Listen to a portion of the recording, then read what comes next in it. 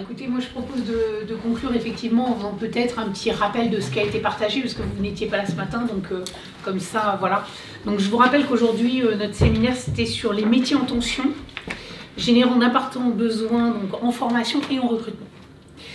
Et ce qu'on a vu des débats de ce matin et de notre table ronde également de cet après-midi, c'est que tout le monde s'accorde là-dessus. Tout le monde s'accorde sur le fait qu'il y a des métiers en tension, et tout le monde s'accorde également sur les métiers concernés. Puisqu'on est tous d'accord que c'est AS, IDE, kiné, médecin, voilà. On est d'accord sur le constat, j'ai envie de dire, il n'y a rien qui diffère. On est également d'accord sur le fait que nous avons aujourd'hui des référentiels qui ne sont pas ou plus adaptés aux professionnels que l'on a besoin de voir dans nos établissements. Et également vient se rajouter le problème des places dans les organismes de formation, où, oui, on a besoin de personnel, mais comme on l'a vu ce matin avec notamment, excusez-moi, je reprends, avec notamment Madame Colli, voilà, qui nous a dit qu'effectivement le problème c'est qu'il y a un certain nombre de places dans les amphis et on peut pas, c'est pas extensible. Donc ça, on sait que c'est un problème également. Une problématique complémentaire, c'est une problématique, un risque en tout cas, de diminution de qualité de soins, à cause notamment d'un transfert de tâches qui va pouvoir se faire naturellement dans les établissements, ce glissement des tâches, tout simplement parce que, comme on n'a pas été capable de recruter les personnels formés pour le bon métier, on va être obligé de déléguer des choses à des personnels qui, pour le coup, ne sont pas formés pour le faire. Donc là, on a vraiment des grosses problématiques sur lesquelles tout le monde s'accorde. Donc maintenant, quelles sont les solutions proposées? Alors moi j'ai trouvé assez intéressant les différents débats parce que chacun finalement, même au milieu de son discours, apporte quelques embryons de solutions et en même temps avec des limites sur certaines de ces solutions. Donc une des solutions dont on a parlé, c'est l'intérim. Donc on en a parlé pas mal ce matin, on en a reparlé avec vous, Monsieur Vautier, cet après-midi. Là où on va identifier une limite qui a été très bien mise en lumière par M. Legendre ce matin, c'est le problème du non-engagement des intérimaires dans nos établissements. Et donc, de par ce fait, de la diminution de la qualité des soins. Parce qu'on a des gens qui arrivent, on a des équipes qui sont constituées, qui ont l'habitude des process, et on a un intérimaire qui va arriver, il va venir pour 1 jour, 2 jours, 3 jours, il va faire le minimum. Quand il connaît le logiciel de soins, le SI qui est en place dans l'établissement, c'est bien. La plupart du temps, ce n'est pas le cas. Et donc là, on va avoir un véritable problème, nous, de qualité de soins. On a parlé également de l'Europe, puisque ce matin, effectivement, on a évoqué le fait que finalement, maintenant, on en est à aller chercher des professionnels qui sont qualifiés dans les autres pays européens, avec comme limite, il n'y a pas de référentiel commun. Donc on a des gens qui veulent bien venir travailler, on a des Français qui sont allés se former à l'étranger, qui reviennent, mais pour lesquels ça va être la croix et la bannière pour faire valider des diplômes, puisqu'il y a un protectionnisme chez nous qui paraît tout à fait logique également, et que du coup, ce sont des professionnels qui ne vont pas être forcément tout de suite disponibles quand on en a besoin.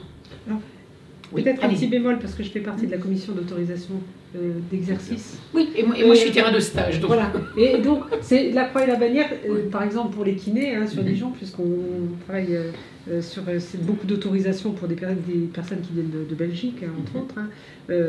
C'est pas très compliqué. C'est-à-dire qu'il y a un dossier à déposer et après, éventuellement, il y a un stage pour s'assurer vraiment que la personne a vraiment les compétences. Et après, voilà, l'autorisation est donnée. Donc, on a quand même facilité les choses. Et en tout cas, au sein de la commission, on a bien ce souci-là de ne pas complexifier l'exercice quand la personne veut s'installer.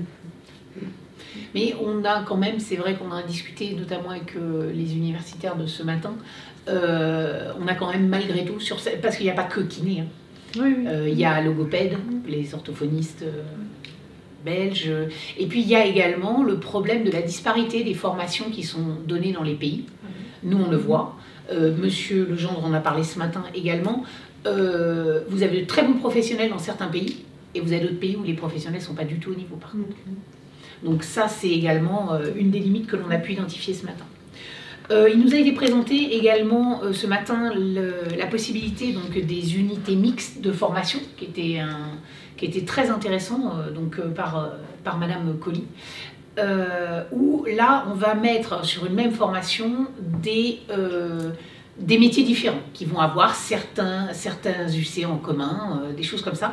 Donc là c'est très intéressant. On a parlé également du DPC avec Madame Lenoir-Salfati qui est venue nous présenter ça, avec un gros problème, c'est que déjà on n'est pas sur de la formation initiale, on est sur de la formation complémentaire, et qu'ensuite il y a des problèmes de financement. Et des problèmes de financement qui soient extérieurs à l'entreprise ou intérieurs à l'entreprise. Idem pour tout ce qui est formation continue et formation professionnelle, avec également les problèmes de financement. Donc on a vu cet après-midi les solutions proposées par Pôle emploi, qui met en place donc les MRS, notamment les différentes visites, ça j'ai bien entendu, à aller voir ce qui se fait. Mais c'est un discours qui résonne, je pense, assez bien avec le nôtre, puisque nous sommes toujours les premiers à aller dire « mais venez, vous décideurs, hein, voir ce qui se passe chez nous », parce que clairement, vous n'avez pas compris comment ça se passe sur le terrain. Donc c'est très intéressant d'avoir également un retour dans ce sens-là et de se dire « il faut peut-être nous aussi aller voir ce que d'autres peuvent faire pour nous ».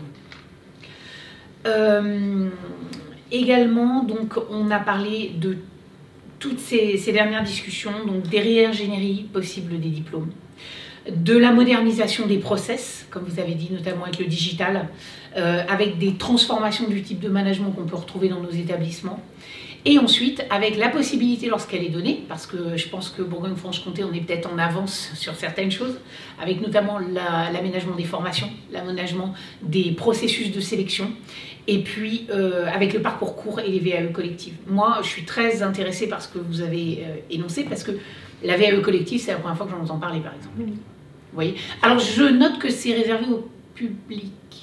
C'est le médico-social public qu'il y avait dans votre diapo. Voilà, mais parce qu'on a été interpellés, les 4 établissements qu'on a sélectionnés sont des établissements qui nous ont sollicités parce qu'ils étaient en très grande difficulté. D'accord. Mais on n'avait pas d'orientation publique ou privée. C'est très bien parce que je pense que c'est quelque chose où nous, on peut retourner vers nos FHP régionales.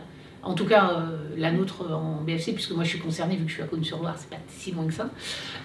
Et effectivement, je pense qu'il y a des choses qui sont innovantes et il y a des choses qui vont peut-être justement nous permettre de pouvoir répondre à notre problématique qu'on a là, qui est les besoins de formation et les besoins de recrutement sur ces métiers en tension. Parce que là, en fait, il y a un double financement. Il y a les CNR, donc les crédits non reconductibles de la direction de l'autonomie, hein, donc ARS, pour les remplacements. Donc ça veut dire que ces personnels-là sont complètement remplacés. L'établissement n'a rien à payer, on prend en charge, et donc c'est l'ARS qui prend en charge.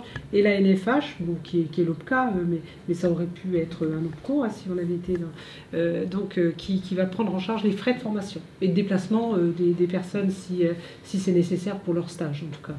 Hein, mais pour la formation, ça se fait in situ. Donc écoutez, en tout cas voilà en conclusion, un petit peu pour résumer les différents échanges qu'on a pu avoir tout au long de la journée. Donc vraiment je voulais vous remercier tous parce que ça a été riche d'enseignements. Il y a vraiment eu des débats, ce matin on a eu également des échanges qui étaient très intéressants et j'espère que tout le monde en aura retenu quelque chose de positif. Et donc je voulais vraiment vous remercier tous et ma foi conclure ainsi cette journée. Merci. Voilà. Merci. Merci.